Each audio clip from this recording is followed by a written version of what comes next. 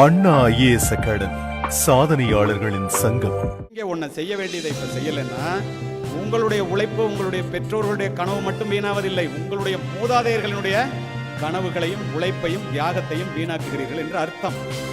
எல்லா நலனும் ஈந்திடும் கல்வி இல்லா வீடு இருண்ட வீடுங்க, படிப்பிலா நிறைந்த குடித்தனம் நரம்பில் துடிப்பிலா நிறைந்த சுடுகாடுங்க, அறிவே கல்வியாம் அறிவிலா குடும்பம் நெறிகாணாமல் நின்றபடி விழுந்து விடும். இளைஞர்களிலே 50% பேர் செல்போன் அடிக்டாவே ஆயிட்டாண்டாங்க. அவன் மனநல மருத்துவர்கிட்ட போகணுங்கிறான். நீங்கள் வாழ்க்கையிலே ஜெயிக்காமல் இருப்பதற்கு மூல காரணம், இங்கு அமர்ந்திருக்கின்றவர்களை நேரடியாக சொல்கின்றேன், நீங்கள் ஒரு நிமிடமானாலும் 7 மணி நேரமானாலும் யாரெல்லாம் செல்போனிலே நேரத்தை செலவு செய்கிறீர்களோ, செல்போனிலே நேரத்தை செலவு செய்வதை தவிர்த்து அதை உங்களுடைய படிப்பிலே புத்தகங்களின் பக்கம் திருப்பினீர்கள் என்றால் நாளைக்கு இங்கு இருக்கின்ற அத்துணை பேரும் இந்த மேடையிலே ஏறி உங்களுடைய வேலைக்குரிய உத்தரவை பெற முடியும் என்பது சத்தியம்.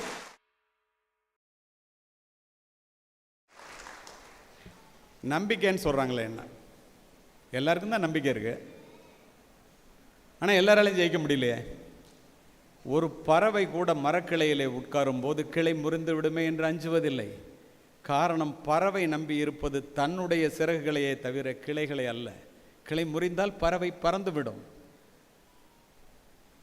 தன் மீதே நம்பிக்கை வைக்காத ஒருவன், தன்னால் முடியாது என்று முட்டாள்தனமாக நினைக்கின்ற ஒருவன் எத்துணை தெய்வங்கள் மீது நம்பிக்கை வைத்தாலும் ஒருபோதும் அவனால் விமோசனம் பெறவே முடியாது.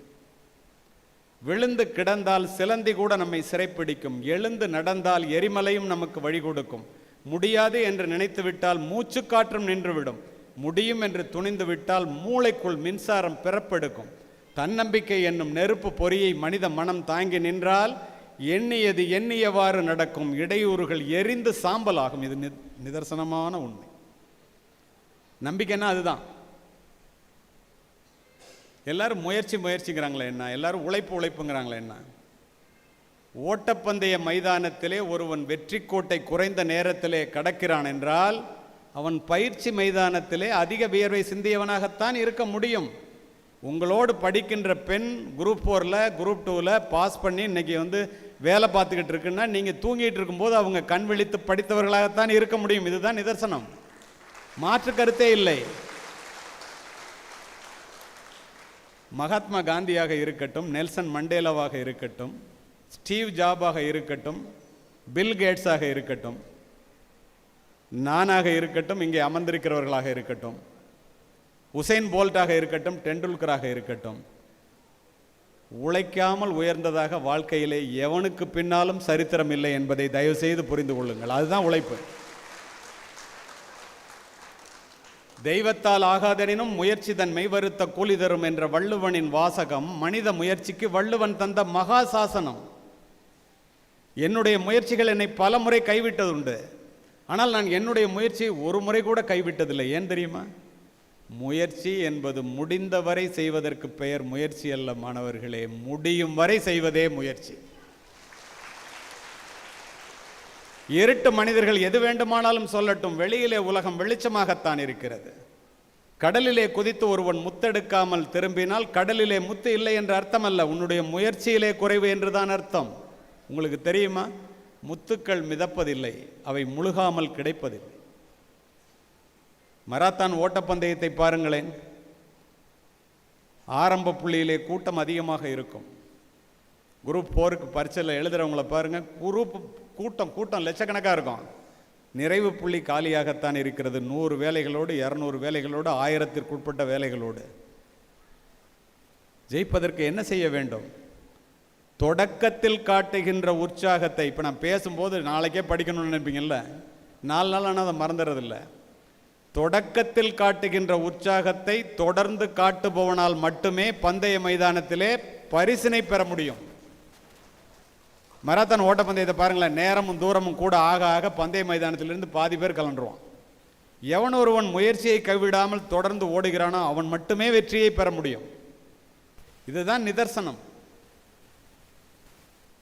சர்ச்சில் ஒரு கான்வகேஷனுக்கு கூப்பிட்ருக்காங்க. பிரிட்டிஷ் பிரைம் மினிஸ்டராக இருக்கும்போது 11 மணிக்கு கான்வகேஷன், 12 மணிக்கு முடியணும் கூட்டம். அவர் பிரைம் மினிஸ்டர் வர முடியல.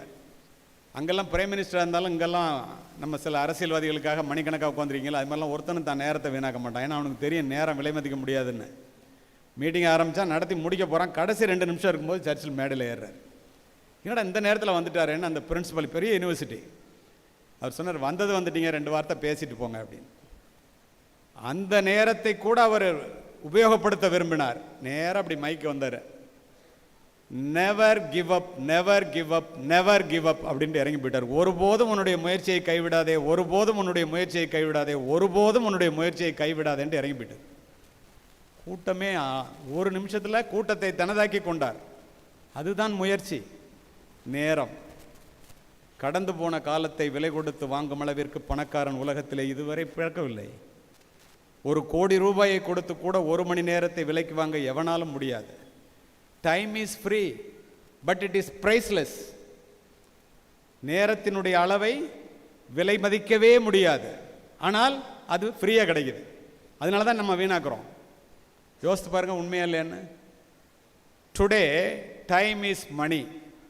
நேரம் தான் உங்களுக்கு பணமே. இன்னைக்கு நேரத்தை யாரெல்லாம் பிரயோஜனப்படுத்துகிறாலும் அவன்லாம் பணக்காரன். செல்ஃபோனில் நேரத்தை தொலைக்கிறவன்லாம் ஏழை, செல்ஃபோனில் வருமானத்தை வாங்குறவன்லாம் பணக்காரன். நம்ம அவனை பணக்காரன் ஆக்கிட்டு இருக்கோம். இப்போ நம்ம பணக்காரன் ஆகணும்னா என்ன செய்யணும்? நேரத்தினுடைய அருமையை தெரிந்து கொள்ள வேண்டும். எப்படி தெரிஞ்சுக்கிறது? இந்தியர்கள் கடிகாரத்தில் மணியை மட்டும் பார்க்கின்றோம்.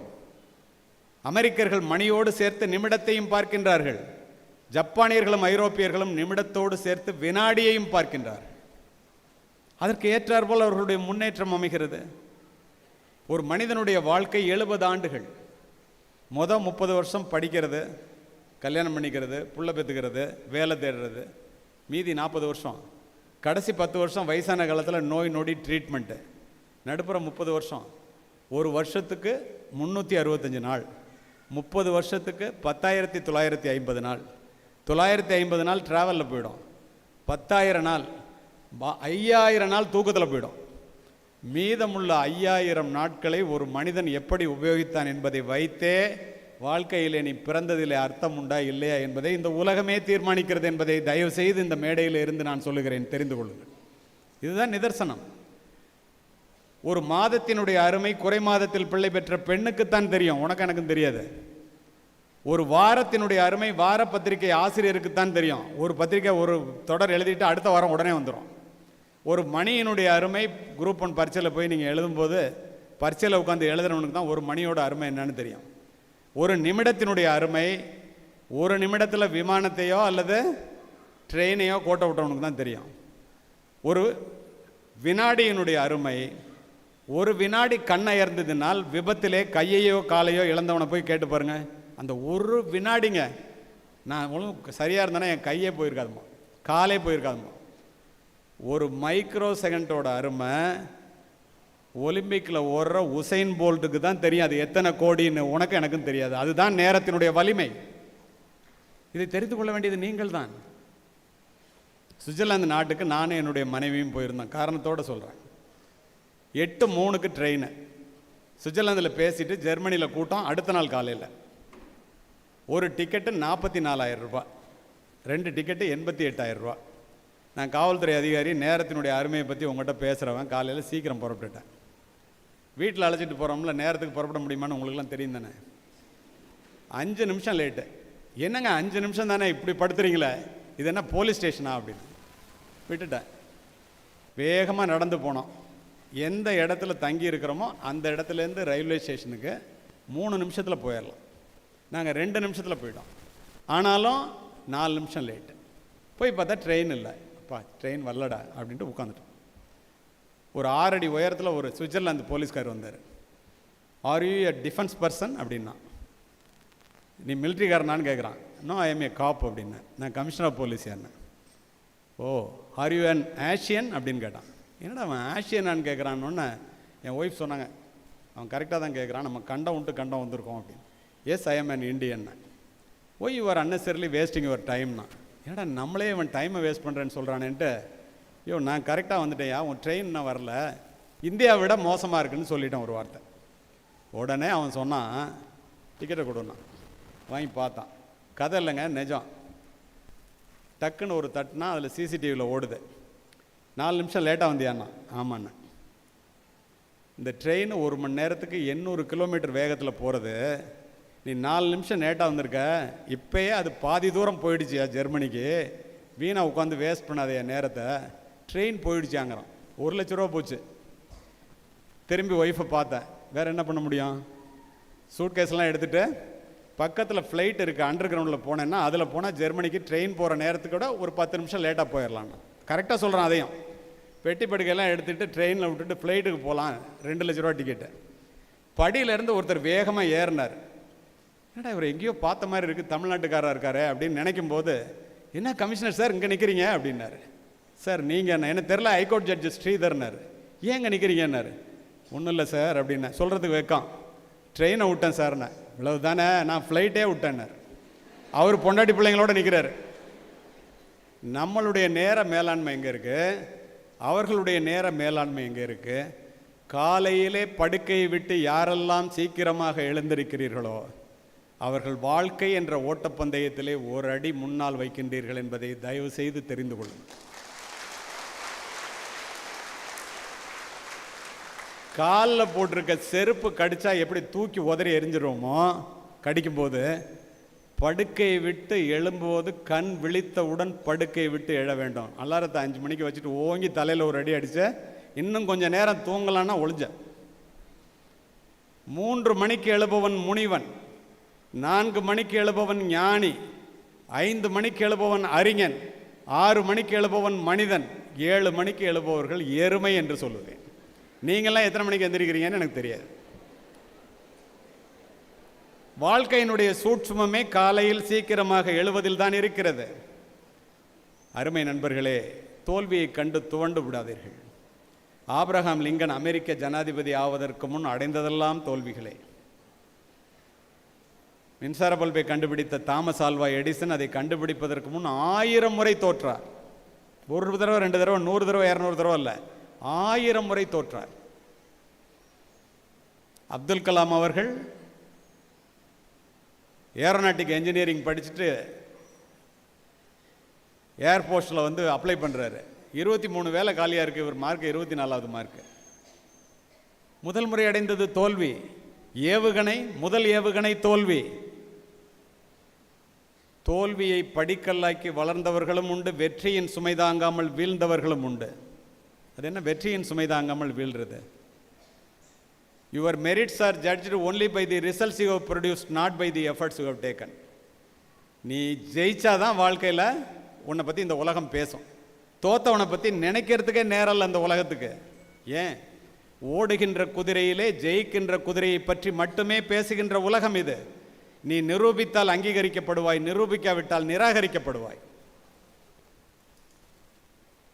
ஜெயிக்கும் வரை அமைதியாக இரு, ஜெயித்த பிறகு அடக்கமாக இரு.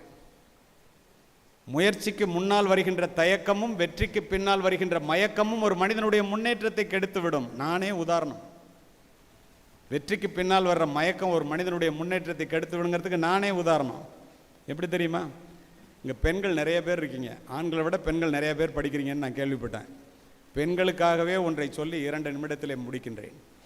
அருமை மாணவிகளே, நீங்கள் எவ்வளோ ஜாக்கிரதையாக இருக்கணும்னு மாணவர்கள் தெரிஞ்சுங்க. அதில்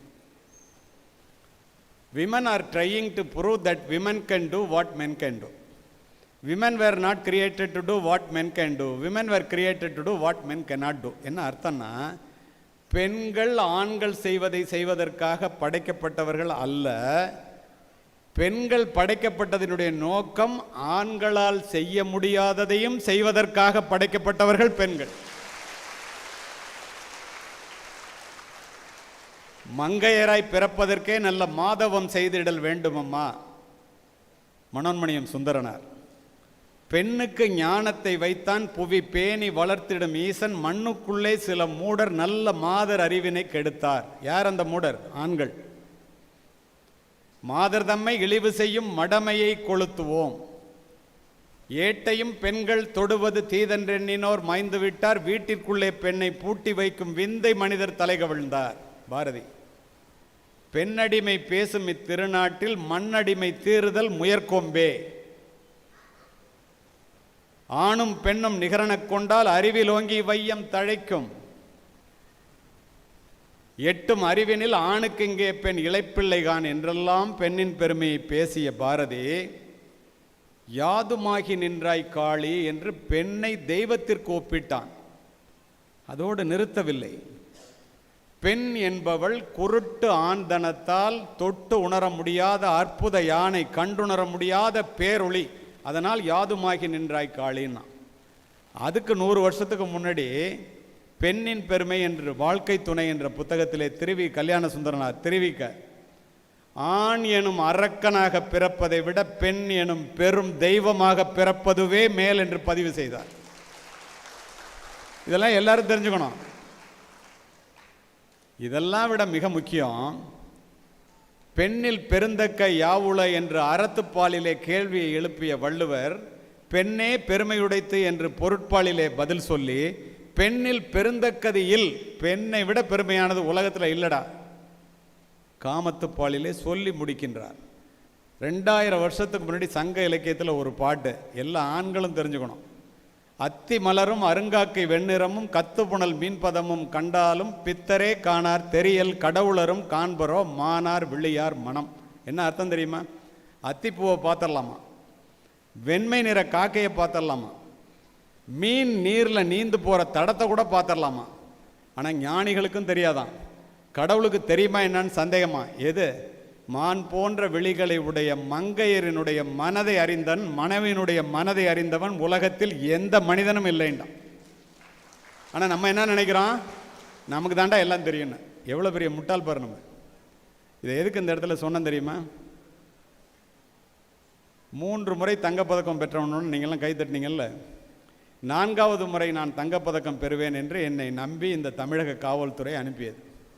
ஜம்முவில் நடந்துச்சு. புரிகிற மாதிரி சொல்லணும்னா 100 கஜ தூரத்தில் டார்கெட் இருக்கும், 6 ரவுண்டு ஃபயர் பண்ணணும்.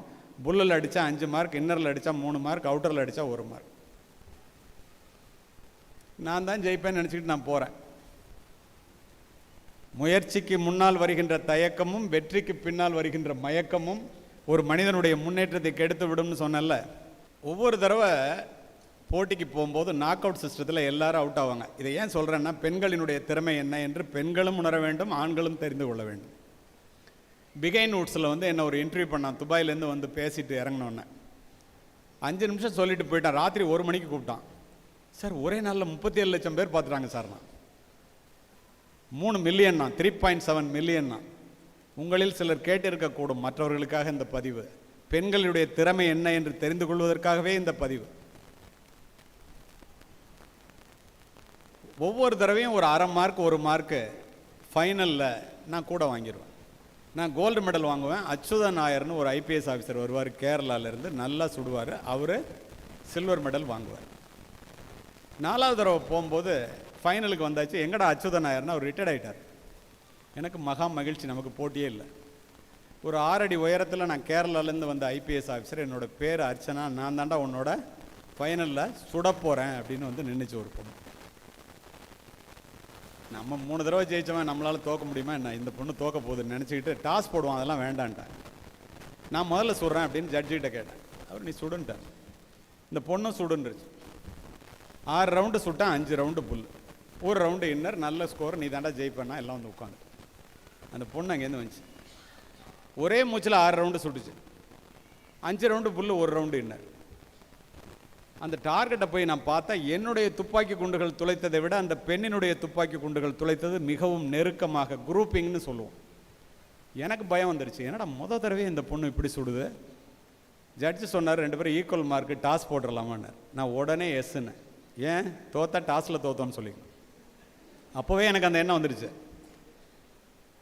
நீ என்னவாக வேண்டும் என்று நினைக்கிறாயோ அதுவாகவே ஆகிடும்ல. அந்த பொண்ணு அங்கேருந்து வந்துச்சு. Mister Kaliyamurthy, this is not a game of chance, this is a game of skill. இது சீட்டு குளிக்க போட்டு எடுக்கிற விளையாட்டு இல்லைடா, திறமையை முடிவு பண்ணுறது. உனக்கு தைரியம் இருந்தால் வா திரும்ப சுடலான்னு ஒத்துக்கிட்டேன். ஜட்ஜு 10 ரவுண்டு கொடுத்துட்டாரு. திரும்ப ஈக்குவல் ஆகிடக்கூடாது, டை ஆகிடக்கூடாது. உலகத்தில் உள்ள தெய்வங்கள் எல்லாத்தையும் வேண்டிக்கிட்டு நான் ஒரே மூச்சில் 10 ரவுண்டை சுடுறேன். 9 ரவுண்டு புல்லு, 1 ரவுண்டு இன்னர். என்னுடைய ப்ராக்டிஸில் கூட நான் அப்படி சுட்டது கிடையாது. தினம் 20-25 ரவுண்டு ப்ராக்டிஸ் பண்ணிகிட்டு இருந்த காலகட்டம் அது. ஆனால் அந்த பொண்ணு ஒரே மூச்சில் 10 ரவுண்டு சுட்டுச்சு. 10க்கு 10 புல். நான் தோற்று போய்விட்டேன். முத்துக்குமாருங்க சொன்னதெல்லாம் கவர்மெண்ட் ரெக்கார்டில் ஜெயிச்சதெல்லாம் தானே வச்சுருப்பான். அதை சொல்கிறாரு. தோத்ததையும் சொல்கிறது தானே நியாயம். ஆனால் இனிமேல் தான் கிளைமேக்ஸு. அதனால தான் உங்கள்கிட்ட சொன்னேன். துப்பாக்கி தூக்கி கீழே போட்டேன். கோவத்தில் ரொம்ப உணர்ச்சி வசப்பட்டு தூக்கி போகிறேன். அந்த பொண்ணு தொடச்சி கொடுத்துட்டு எனக்கு ஒரு சல்யூட் அடிச்சிச்சு. பட்டு நான் எந்திரிச்சு, நீ ஜெயிச்சிட்டியம்மா, நாளில் உனக்கு சல்யூட் அடிக்கணும்னு நான் சல்யூட் அடித்தேன். அந்த பொண்ணு என்ன தெரியுமா சொன்னிச்சு? கலியமூர்த்தி அவர்களே, என்னிடம் தோற்றதற்காக எப்படி கேட்குறீங்க பாருங்க. நீங்கள் துளி கூட வருத்தப்படக்கூடாது. ஏன் தெரியுமா? நான் யார் தெரியுமா? 3 முறை உங்களிடம் தங்கப்பதக்கத்தை பறிகொடுத்த அச்சுதன் நாயரினுடைய மகள் நான் என்று.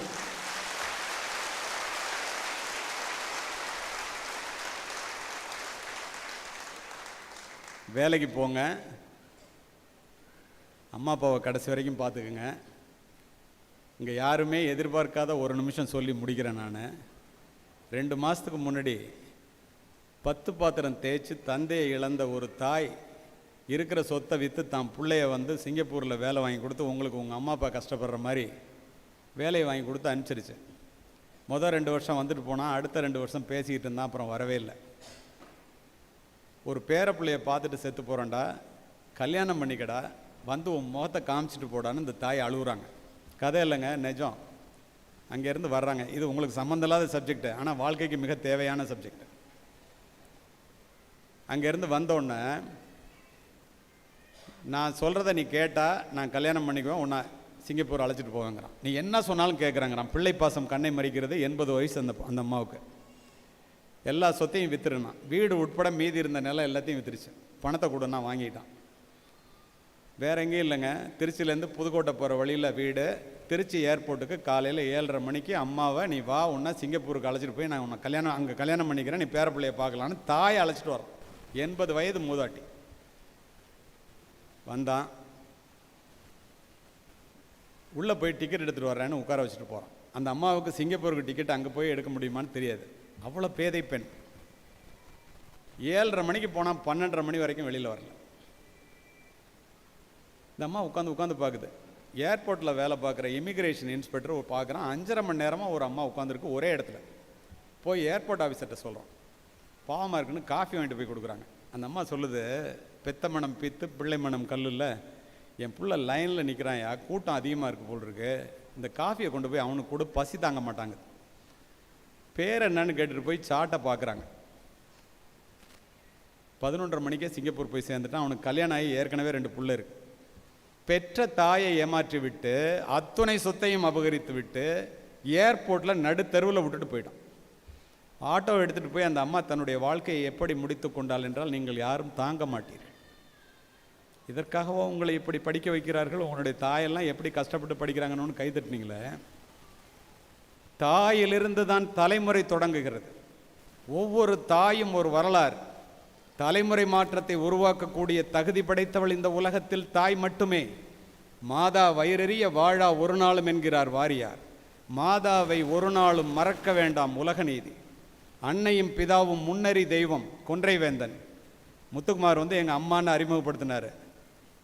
அவ்வளவு மகிழ்ச்சி எனக்கு. பெற்ற தாயை அழைத்து கொண்டு வந்து இத்தனை பெரிய கூட்டத்திலே அறிமுகப்படுத்துகிறாரே. உண்மையிலே இந்த பையன் நல்ல பையில வளர்ந்துருக்கிறதுக்கு ஒரே காரணம் அவங்க அம்மான்னு அப்போவே நினச்சிட்டு இதை பேசணும்னு முடிவு பண்ணிட்டேன்.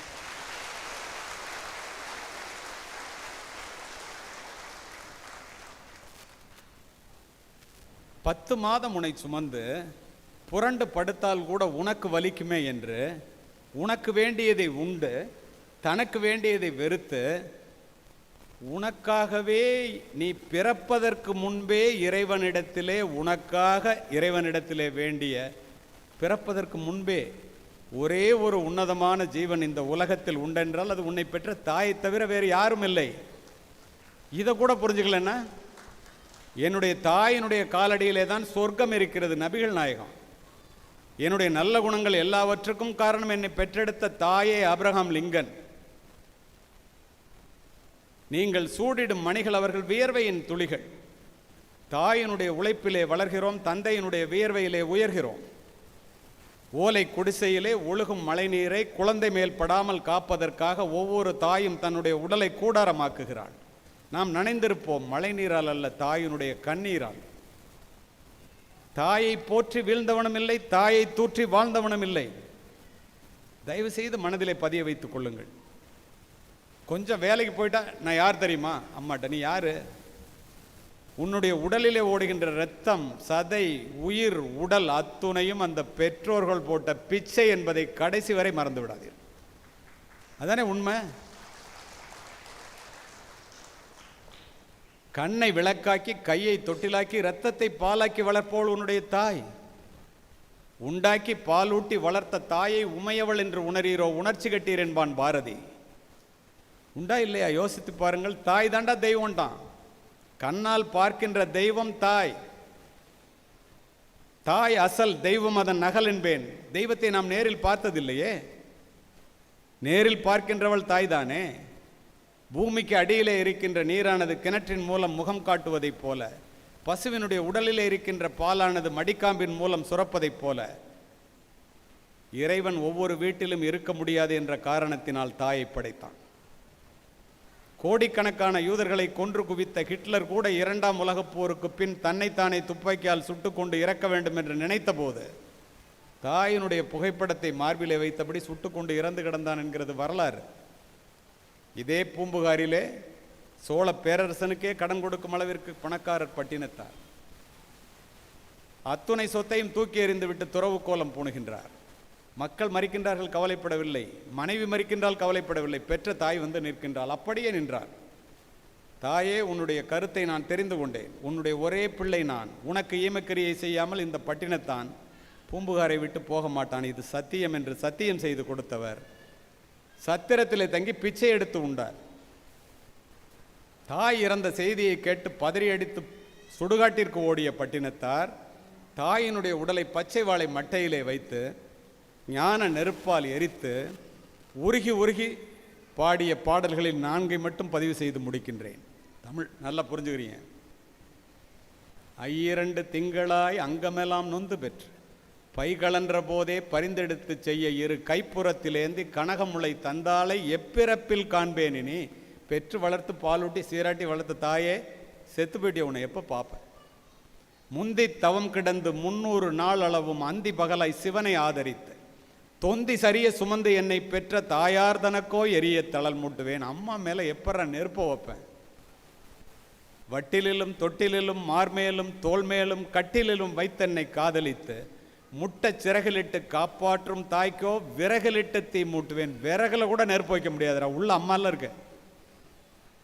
அரிசியோ நான், அம்மா கொஞ்சிறாங்களாம் பிள்ளைய, அரிசியோ நான் இடுவேன் ஆத்தாள் தனக்கு வரிசையிட்டு பார்த்து மகிழாமல் ருசியுள்ள தேனே அமிர்தமே செல்வ திரவிய பூ மானே என்று அழைத்த தாய்க்கு அள்ளி இடுவது அரிசியோ கொள்ளிதனை வைத்தேனோ கூசாமல். முன்னை இட்டத்தை நிறைய பேர் கண்ணை தொடக்கிறீங்க, நான் பார்க்குறேன். எது நெகிழ்வானதோ அதுவே மகிழ்வானது.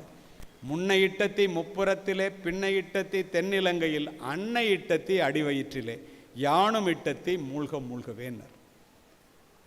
நினச்சி பாருங்க, ஒரு தாய் எப்படிப்பட்ட உயிர். எப்படியெல்லாம் நாம் புறம் தள்ளி விடுகின்றோம் வேலை கிடைத்த பிறகு.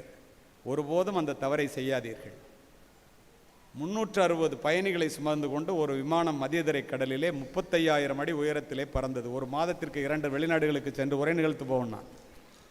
நடந்தது என்ன தெரியுமா? திடீரென்று வெடிச்சத்தம், புகை மண்டலம். காக்பிட்டிலிருந்து பைலட் வந்து என்ஜின் ஆஃப் ஆயிடுச்சுங்கிறான். கதை இல்லை, நிஜம். மரண ஓலம். துணை விமானி மட்டும் விடாமல் முயற்சி பண்ணுறான் என்ஜின் ஆன் பண்ணுறதுக்கு. புவியீர்ப்பு விசையில் ஆடி ஆடி கடலில் விழுவுறதுக்கு விமானம் வந்துட்டு இருக்கு. 360 பேர் உள்ள, எல்லா நாட்டுக்காரனும். 20,000 அடி 10,000 அடி. திடீர்னு துணை விமானி கத்துறான், க்ரீன் லைட் எரியுதுன்னு. விமானி காக்பிட்டுக்குள்ளே போய் உட்கார்றதுக்கு முன்னாடி சொல்கிறான், எல்லோரும் லைஃப் ஜாக்கெட்டை போட்டுங்க, கடலில் உள்ள போகிறோம், கொஞ்சம் நேரம் மிதப்போம், உதவி வந்தால் பிழைப்போம், இல்லைன்னா சாவோங்கிறான். எப்படி இருக்குன்னு பார்த்துங்க. லைட் எரியுதுன்னு உள்ளே போய் ஆன் பண்ணுறான், என்ஜின் ஆன் ஆகிடுச்சு. தண்ணீரை தொட இருந்த விமானத்தை மீண்டும் மேலே ஏற்றி எமர்ஜென்சி லேண்டிங்னு பக்கத்து நாட்டில் தரையிறக்கிறான். எல்லாரும் உயிரை கையில் பிடிச்சிட்டு வெளியில் வரும்போது பத்திரிகை துறை நண்பர்கள் கேட்குறாங்க, இறப்பினுடைய விளிம்பை தொட்டு விட்டு வந்தீர்களே, கடைசியாக என்ன நினச்சிங்க? ஒருத்தன் நாட்டை சொல்கிறான், வீட்டை சொல்கிறான், பேங்க் பேலன்ஸை சொல்கிறான், மனைவியை சொல்கிறான். என்னுடைய பிள்ளைகளுக்கு இன்னும் வேலை கிடைக்கவில்லை, என்னுடைய பெண்ணுக்கு இன்னும் திருமணமாகவில்லை, என்னுடைய பிள்ளைகளை அனாதையாக விட்டுவிட்டு நான் இறக்கப் போகிறேனே, என்னை பற்றி கவலைப்படவில்லை, என் பிள்ளைகளை பற்றி நான் கவலைப்பட்டு இறக்கப் போகிறேனே என்று கதறி கதறி அழுத 11 பேரும் இந்திய தந்தைகள் என்பதை மனதிலே பதிய வைத்துக் கொள்ளும்.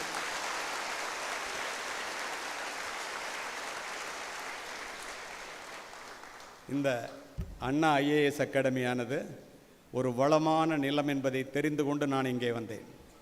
வளமான நிலத்திலே விழுகின்ற விதைகள் ஆலமரமாக வளரும் என்பதில் கிஞ்சித்தும் சந்தேகமில்லை. விதைத்தவன் உறங்கினாலும் விதைகள் உறங்குவதில்லை. நான் இதுவரை உங்களிடம் சொல்லியது அத்துணையும் வார்த்தைகள் அல்ல, அத்துணையும் விதைகள். அமைதி காத்த அத்துணை நல்ல உள்ளங்களுக்கும் என்னை அழைத்து பேச வாய்ப்பு கொடுத்த முத்துக்குமாருக்கும் காமராஜுக்கும் நன்றியை கூறி விடைபெறுகின்றேன். நன்றி, வணக்கம்.